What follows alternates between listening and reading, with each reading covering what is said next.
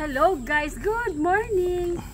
Busy, maaga busy kasi mayroong ginagawang project sila Barangay Dona. So ngayon mag-aasikaso tayo ng kanilang breakfast. So ito mainit na tubig, ito na yung kanilang kape, tsaka yung tinapay. Punta tayo dun sa kabila kasi nandun yung kanilang lamesa. Dito na tayo sa lamesa kung saan mag-aalmusal, magmimerienda at magla-lunch sila Barangay Dona at saka yung nagtatrabaho. Doon nasa aking likod, nakita nyo yung mga manok nasa labas ng bakuran kasi nabubulabog sila pag nagtatabas, naglilinis yung sa loob. Kaya para sa kapanatagan ng lahat, inilabas sila. Ngayon naman guys, pupunta tayo sa likod kasi nandun yung aking mga white kelso. Papakawalan ko sila para makita nyo kung gaano sila kasaya sa labas ng kanilang scratch. Wala palang pagkain. Ito para sa mga maliit. Ito para sa mga white kelso. Wala. So, namalhimtan siya ko kasi pagtingin ko dito, akala ko meron pa. Yung nandito pala, iba, tingnan nyo guys. So, ngayon, kailangan kong pumunta sa ating suking poultry supply para bumili ng kanilang food. Ito na yung inigip ko. Walang pagkain. Nako. Bali guys, binili ko ito. Pagkain din ng mga manok jajing. Oh. Yan. Dati diba apat sila. Yung kulay blue, yung yellow, yung kulay orange, tsaka red. Iba-iba yan. Pang sisiw, pang 4 months up, pang 1 month and above. Ngayon kasi graduate na yung mga sisiw ko, inuubos ko na lang to sa kanila. Kaya hindi na ako bumili ng baby stag booster. Ang binili ko na lang itong tatlong to kasi ito na lang yung kailangan ko. So, iaayusin ko lang to doon sa lalagyan tapos yung iba bubuksan ko na para mapakain ko na yung aking mga alaga at mapakawalan ko na.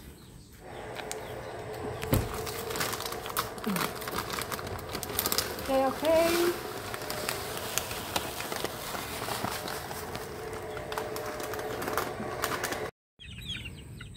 Siyempre, una muna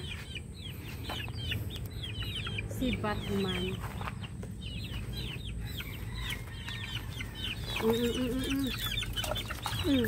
Mga naka.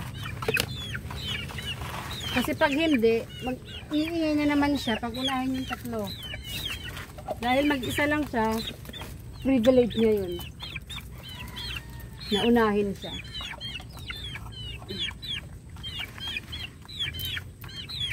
Si Batman, malaki na. Nakikita mo sila magkapit bahay, 'di ba? Pero hindi yan sila magkakasundo.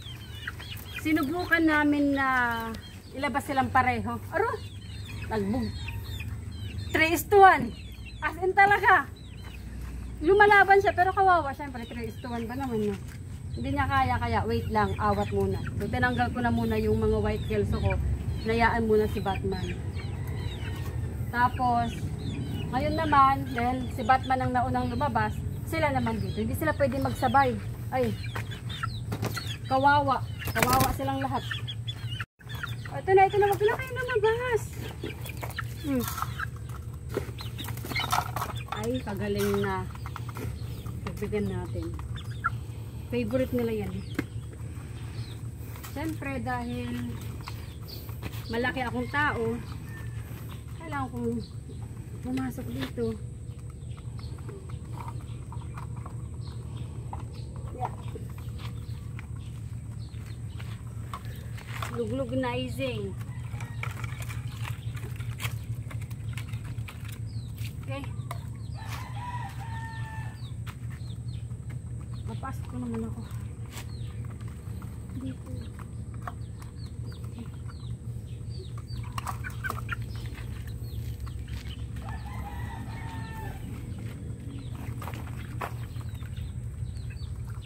Ngayon guys, bakit ko sila pinakain? Eh, papakawalan ko naman, di ba? Eh, syempre, bakit ko sila pinakain? Kung papakawalan ko rin din naman, kung maghahanap sila ng mga kakain, di ba? Pati ko na lang gawin yun, hindi ako mapapagod maglagay ng tubig o di kaya ng kanilang pagkain. Simple lang yan kasi guys. Kasi, kung papakawalan ko sila, tapos mamaya yung kanilang pagkain, hindi nila kakainin. Kumbaga, kulang yung kanilang nutrient ngayong araw para energy nila magamit sa pagkakalkal dyan, pagkakakahig. At least mamaya, pag naubusan nila yan, o pag nakakain na sila, nakainom na sila, ayan, pwede na sila magkakahig dyan, or tatatakbo, kung ano man. Mamaya matitingnan nyo sila na nasa pakawala na. Ngayon, steady muna sila dito kasi kailangan nila munang kumain at uminom. Okay, so, malalaki na yan sila. So, balikan natin sila maya-maya guys ha. Papakain lang muna ako sa mga iba. Ito yung kanilang last chick booster.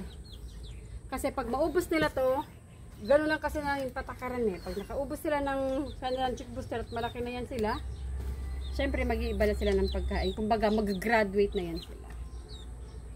Pero, yan, dahil tapos na, ubusin ko na to. Oo, ubusin nyo na, ubusin nyo na. Diba? So, mamayang gabi or bukas, same na sila ng pagkain ng kanilang mga kuya na nasa kabila. Yan sila guys, so tingnan nyo. Nilagyan ko lang sila ng tabing kasi kagabi, sobrang lakas ng hangin. Ang iingay nila. Siguro nilalamig sila. Kahit may ilaw, iba pa rin yung hangin pag umiihip, sobrang lakas. Kaya kailangan silang lagyan ng ng backup. Ayan, so ngayon papasingawin ko na muna sila para mapreskuhan naman kahit paano. Yan yung kanilang yan yung kanilang style. Siyempre, papalitan natin yung kanilang inumin. Excuse me lang. Huwag kayong magwala. Oh. Ayan guys. Palitan ko lang yung kanilang inumin. Palitan ko ng bagong tubig. Oh. Yung, bantayin nyo na muna sila pag umalis. Ala, bantayin nyo na muna.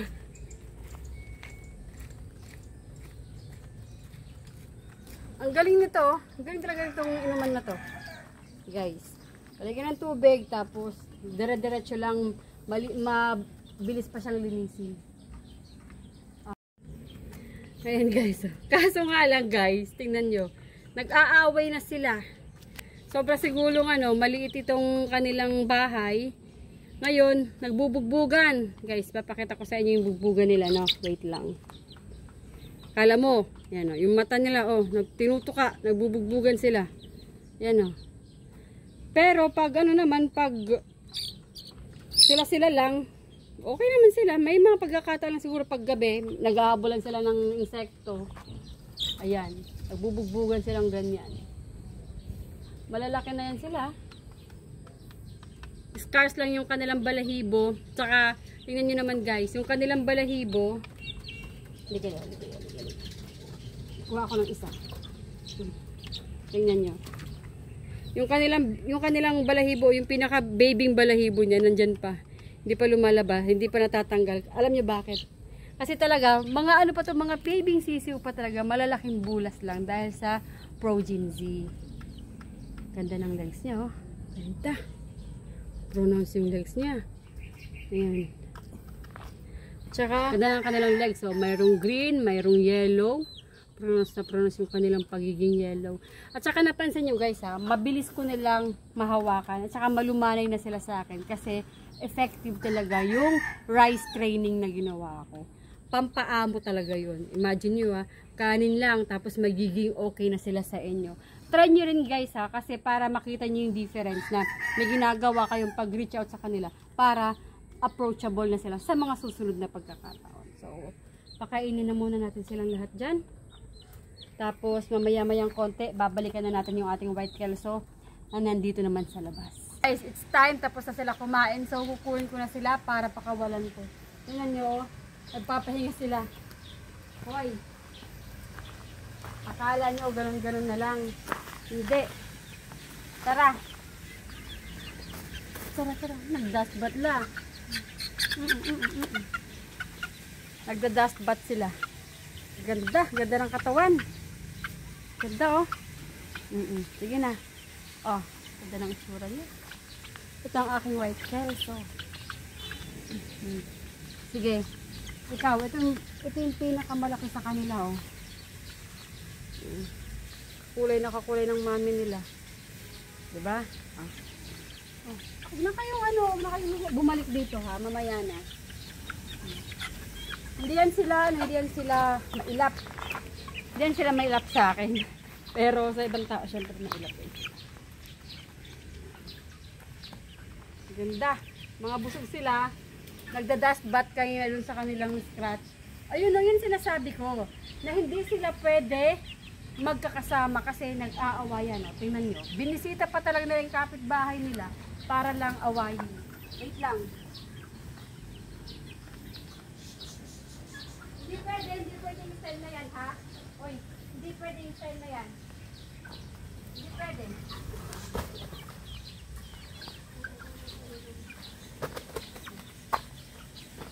Ito naman, ililipat ko muna dito saglit. Kawawa naman. No?